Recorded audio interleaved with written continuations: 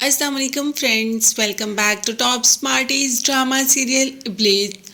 मरियम ने सही कहा था शावेज को कि निकाह के दो बोल में बहुत ताकत होती है। एक मर्द और एक औरत खुद ही एक दूसरे के करीब आ जाते हैं, यही तो निकाह की ताकत है। और कुछ ऐसा ही होता हमें दिखाई भी दे रहा है। शावेज जैसे ही देखता है कि मरियम काम कर रही है, मतलब कि अपने बाल बना रही है, तो उसको देखता है और देखता ही जाता है। आज मरियम उसको काफ़ी डिफरेंट लग रही है, क्योंकि उसने मरियम को कभी ऐसे देखा ही नहीं। और मरियम इंतहाई हसीन भी लग रही है। खैर, उसे तो अनाबिया से मिलने जाना होता है।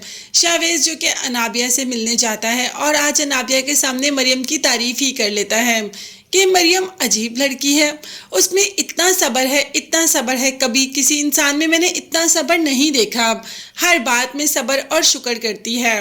अब अनाबिया मरियम की तारीफ कैसे बर्दाश्त कर सकती है, तो शावेज से कह दिया कि वो तुम्हारे सामने एक्टिंग करती है ताकि तुम्हारे दिल में अपनी जगह बना सके।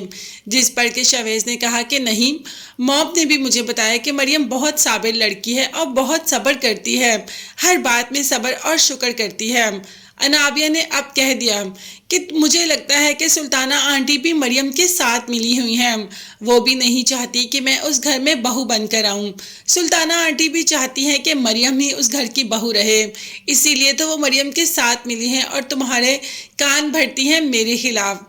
अब शावेज को अनाबिया अपनी तरफ करने में कामयाब तो हो ही जाती है अपनी बातों से।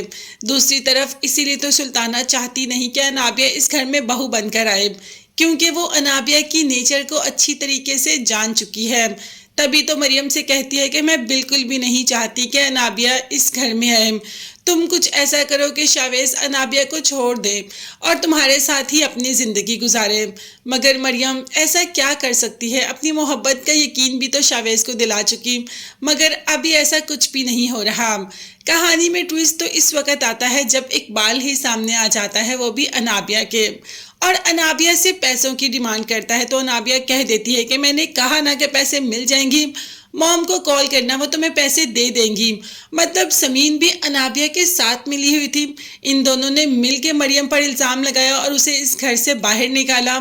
जैसे ही इकबाल समीन को कॉल करता है तो वो उसकी कॉल तो पिक नहीं करती, क्योंकि सामने ही शकील बैठा होता है। मगर हाँ, उससे मिलने जाने के लिए हामी ज़रूर भर लेती है कि मैं आकर तुम्हें पैसे दे जाऊंगी। ये मैसेज तो वो इसको कर ही देती है और फौरन ही थोड़ी देर बाद उठकर चली जाती है इकबाल को पैसे देने के लिए। शकील का भी अचानक ही वहां से गुजर होता है और समीन पैसे दे रही होती है इकबाल को। वो देख लेता है इकबाल को समीन की गाड़ी में देखे और अब काफ़ी गुस्से में आ जाता है कि आखिर इकबाल समीन के साथ उसकी गाड़ी में क्या कर रहा है और समीन उसको किस चीज़ के पैसे दे रही है। कुछ समझ तो शायद शकील को आ ही रही हो, मगर अभी प्रॉपर समझ तो नहीं आई। अभी शकील चीखते चिल्लाते घर वापस आ जाता है और समीन की आवाज़ें देना शुरू कर देता है।